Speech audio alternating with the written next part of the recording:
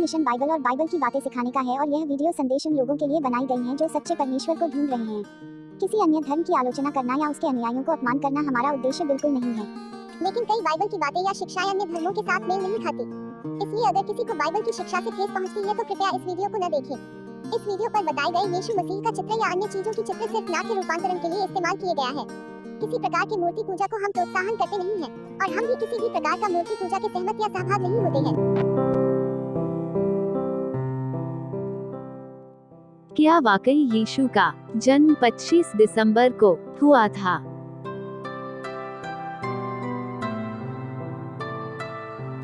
दिसंबर को यीशु की जन्मतिथि के रूप में निर्दिष्ट करने की सटीक उत्पत्ति स्पष्ट नहीं है। नया नियम इस संबंध में कोई सुराग नहीं देता है। 25 दिसंबर को पहली बार सन 221 में इतिहासकार सेक्सटस जूलियस अफ्रीकनस द्वारा यीशु के जन्म की तारीख के रूप में पहचाना गया था और बाद में यह सार्वभौमिक रूप से स्वीकृत तिथि बन गई।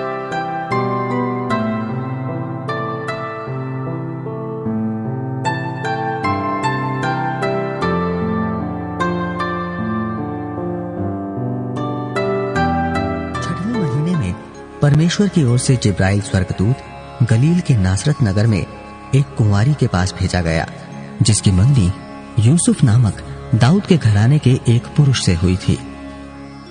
उस कुंवारी का नाम मरियम था। स्वर्गदूत ने उसके पास भीतर आकर कहा, आनंद और जय तेरी हो, जिस पर ईश्वर का अनुग्रह हुआ है, प्रभु तेरे साथ है। वो उस वचन से बहुत घबरा गई और सोचने लगी कि ये किस प्रकार का अभिवादन है। स्वर्गदूत ने उससे कहा, हे मरियम, भयभीत ना हो, क्योंकि परमेश्वर का अनुग्रह तुझ पर हुआ है। देख, तू गर्भवती होगी और तेरे एक पुत्र उत्पन्न होगा। तू उसका नाम यीशु रखना। वो महान होगा और परम प्रधान का पुत्र कहलाएगा, और प्रभु परमेश्वर उसके पिता दाऊद का सिंहासन उसको देगा, और वो याकूब के घराने पर सदा राज्य करेगा और उसके राज्य का अंत ना होगा। मरियम ने स्वर्गदूत से कहा, यह कैसे होगा?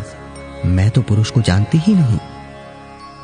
स्वर्गदूत ने उसको उत्तर दिया, पवित्र आत्मा तुझ पर उतरेगा और परम प्रधान की सामर्थ्य तुझ पर छाया करेगी।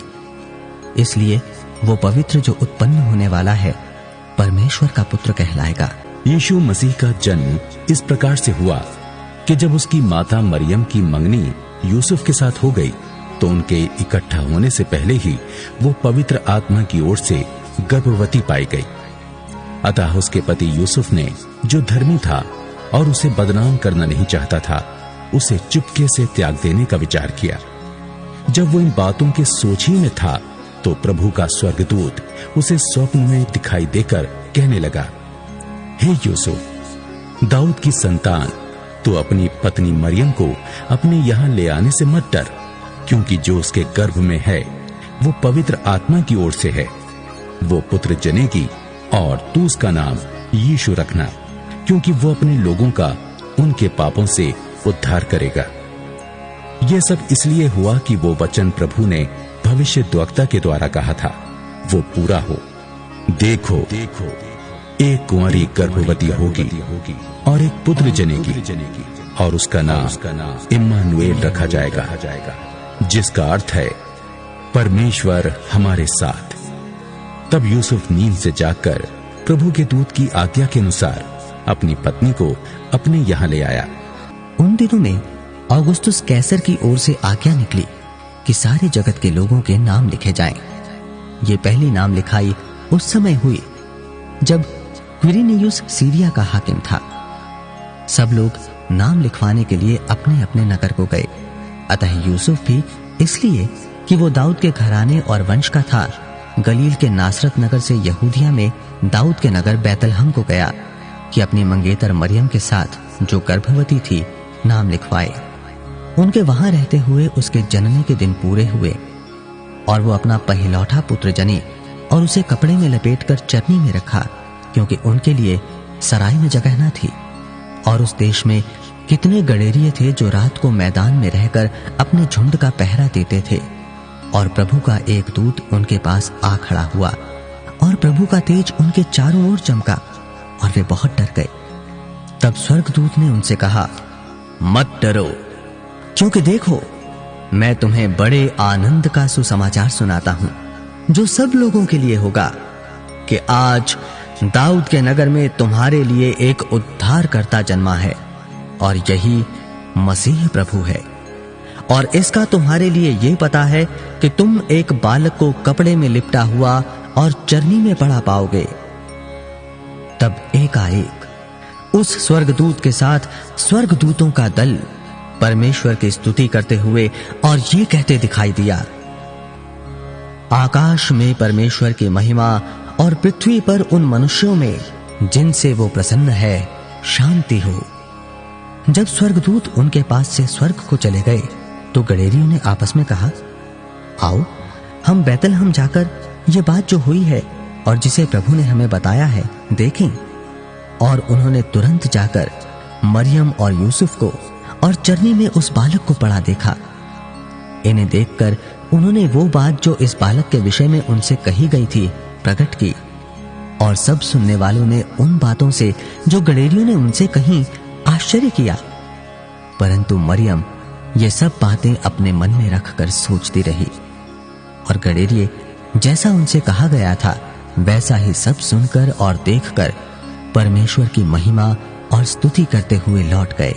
हेरोदेस राजा के दिनों में जब यहूदिया के बेतलहम में यीशु का जन्म हुआ तो पूर्व से कई ज्योतिषी यरूशलेम में आकर पूछने लगे, यहूदियों का राजा जिसका जन्म हुआ है कहाँ है? क्योंकि हमने पूर्व में उसका तारा देखा है और हम उसको प्रणाम करने आए हैं। ये सुनकर हेरोदेस राजा और उसके साथ सारा यरूशलेम घबरा गया।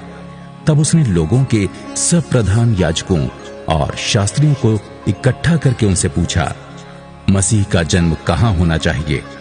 उन्होंने उससे कहा, यहूदिया के बेतलहम में, क्योंकि भविष्यद्वक्ता के द्वारा यूं लिखा गया है, हे बेतलहम, तू जो यहूदा के प्रदेश में है, तू किसी भी रीति से यहूदा के अधिकारियों में सबसे छोटा नहीं, क्योंकि तुझ में से एक अधिपति निकलेगा जो मेरी प्रजा इस्राएल की रखवाली करेगा। तब हेरोदेस ने ज्योतिषियों को चुपके से बुलाकर उनसे पूछा कि तारा ठीक किस समय दिखाई दिया था, और उसने ये कहकर उन्हें बेतलहम भेजा, जाओ उस बालक के विषय में ठीक ठीक मालूम करो, और जब वो मिल जाए तो मुझे समाचार दो, ताकि मैं भी आकर उसको प्रणाम करूं। वे राजा की बात सुनकर चले गए, और जो तारा उन्होंने पूर्व में देखा था वो उनके आगे आगे चला, और जहां बालक था उस जगह के ऊपर पहुंचकर ठहर गया। उस तारे को देखकर वे अति आनंदित हुए। उन्होंने उस घर में पहुंचकर उस बालक को उसकी माता मरियम के साथ देखा, और मुंह के बल गिरकर बालक को प्रणाम किया, और अपना अपना थैला खोलकर उसको सोना और लोबान और गंधरस की भेंट चढ़ाई। तब स्वप्न में ये चेतावनी पाकर कि हेरोदेस के पास फिर न जाना, वे दूसरे मार्ग से अपने देश को चले गए। उनके चले जाने के बाद प्रभु के दूत ने स्वप्न में यूसुफ को दिखाई देकर कहा, उठ, उस बालक को और उसकी माता को लेकर मिस्र देश को भाग जा, और जब तक मैं तुझसे ना कहूं तब तक वहीं रहना, क्योंकि हेरोदेस इस बालक को ढूंढने पर है कि उसे मरवा डाले। तब वो रात ही को उठकर बालक और उसकी माता को लेकर मिस्र को चल दिया, और हेरोदेस के मरने तक वहीं रहा, इसलिए कि वो वचन जो प्रभु ने भविष्यद्वक्ता के द्वारा कहा था पूरा हो, मैंने अपने पुत्र को मिस्र से बुलाया। जब 8 दिन पूरे हुए और उसके खतने का समय आया तो उसका नाम यीशु रखा गया, जो स्वर्गदूत ने उसके पेट में आने से पहले कहा था। जब मूसा की व्यवस्था के अनुसार उनके शुद्ध होने के दिन पूरे हुए तो वे उसे यरूशलेम में ले गए कि प्रभु के सामने लाएं।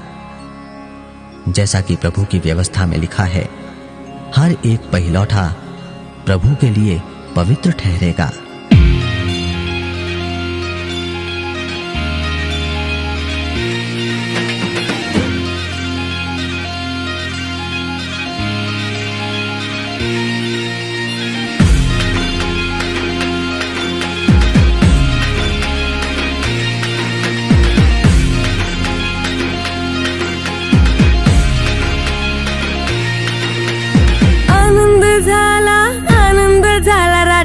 येशूचा जन्म झाला.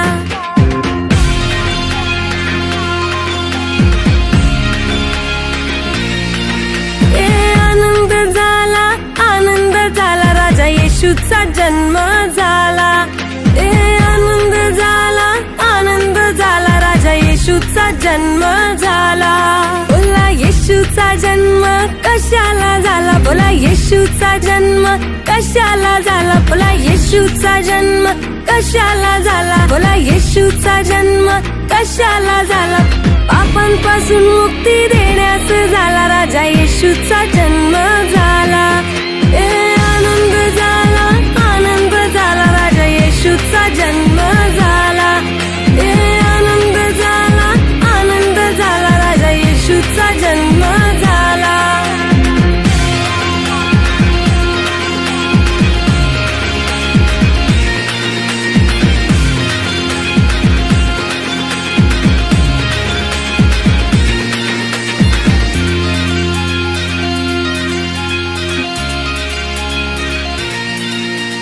मरियेला मोठा अनुग्रह झाला, मरियेला मोठा अनुग्रह झाला. दावीद नगरात जल्लोष झाला, दावीद नगरात जल्लोष झाला. मरियेला मोठा अनुग्रह झाला, मरियेला मोठा अनुग्रह झाला. दावीद नगरात जल्लोष झाला, दावीद नगरात जल्लोष झाला. शांतीचा राजा आला रे आला, राजा येशूचा जन्म झाला. शांतीचा राजा आला रे आला, राजा येशूचा जन्म झाला. आनंद झाला राजा येशूचा जन्म झाला. आनंद झाला राजा येशूचा जन्म झाला.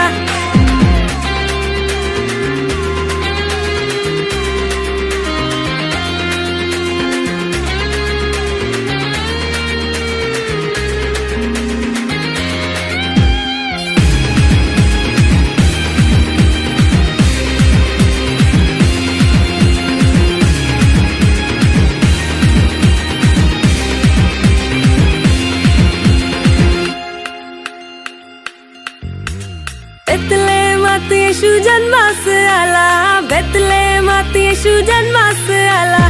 कुंवारीच्या गर्भी येशू जन्मास आला, कुंवारीच्या गर्भी येशू जन्मास आला.